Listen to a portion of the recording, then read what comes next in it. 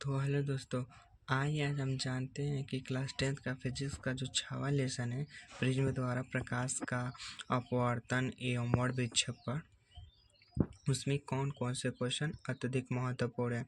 ठीक है, जैसे कि इसमें क्या है कि प्रिज्म किसे कहते हैं। तो किसी प्रिज्म समांगी पारदर्शी माध्यम की उस आकृति को कहते हैं जो किसी कोण पर झुके हुए दो समतल पृष्ठों से घिरा होता है। ठीक है, उसके बाद से है कि प्रिज्म को आदर्श प्रिज्म के लिए प्रिज्म कोण कितना होता है। क्या आदर्श प्रिज्म के लिए प्रिज्म कोण कितना होता है? तो 60 अंश होता है।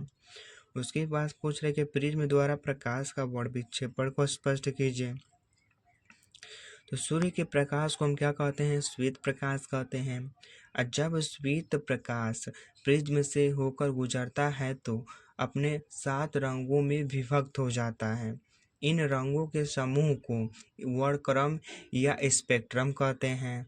अतः प्रिज्म द्वारा श्वेत प्रकाश को अवयवी 7 रंगों में विभक्त होने की घटना को हम क्या कहते हैं? वर्ण विक्षेपण कहते हैं। उसके बाद से है कि प्रकाश का प्रकीर्णन को परिभाषित कीजिए। तो जब प्रकाश का धूल या वायु के कणों से टकराकर विभिन्न दिशाओं में फैल जाने को घटना को क्या कहते हैं? प्रकाश का प्रकीर्णन कहते हैं। प्रकीर्णन क्या होता है? प्रकीर्णन तरंगदैर्ध्य के चतुर्थ घात के व्युत्क्रमानुपाती होता है। अर्थात प्रकीर्णन समानुपाती क्या हो जाएगा? 1/λ पावर 4 हो जाएगा।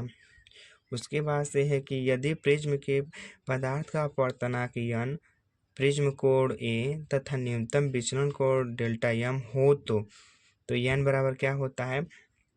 साइन ए प्लस डेल्टा एम अपान 2 फिर पूरे का बटा साइन ए अपान 2 होता है। और पतले प्रिज्म के लिए क्या होता है? Sine M equal to N minus 1 into A होता है। ठीक है, तो उम्मीद करते हैं आपको अच्छे से समझ आया होगा। धन्यवाद।